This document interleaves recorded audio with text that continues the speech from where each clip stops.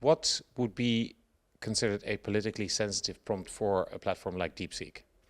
Well, a political sensitive prompt is mostly embedded in Chinese context. So some prompt may be against like a state narrative or threaten the stability of the country. So this kind of prompt is quite similar to censorship policy, similar to social media platforms.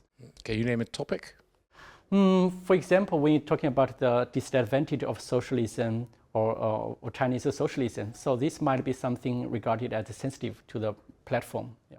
And so how does a platform like DeepSeek respond to a question like what is the disadvantage of socialism? Well, when you prompt like what are the disadvantages of socialism, then DeepSeek start to think and then provide a response to it. But when you prompt like what are the disadvantages of Chinese socialism, then DeepSeek stop to think and then refuse to answer. Yeah. Interesting. Chinese AI has been big in the news ever since DeepSeek hit the markets. What are the main challenges posed by Chinese AI? Because it's much bigger than we thought and much better than we thought. What are the main challenges posed by Chinese AI? Well, I think first, like Chinese AI performs really well to identify and tag or label sensitive prompt that violate human values overall. But it also shows some specific Chinese features. What is regarded sensitive and is also banned on these models. So one of the challenges is that to what extent that these models is operated in EU context or democratic context, particularly when it promote pro-China narratives. I think that's the first challenges.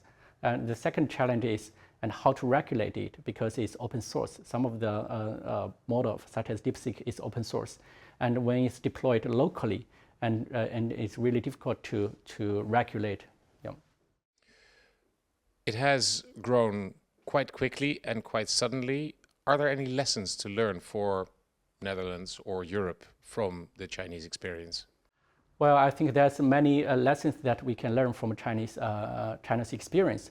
And the first is to build a digital ecosystem to allow this startup to emerge.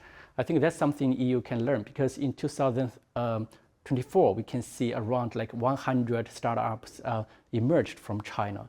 But in the EU context, it's kind of like a lag behind. So that's something we can learn how to promote and also build a digital infrastructure to allow these AI companies to emerge. And with lots of different smaller AI companies that then create an environment exactly. from which a bigger model can grow, right? I think the second lesson is how to balance the regulation and also innovation.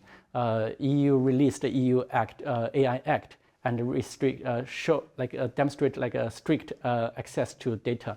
But in Chinese case, so it's instead of like to regulate or control these startups, so it also allows these new models to emerge.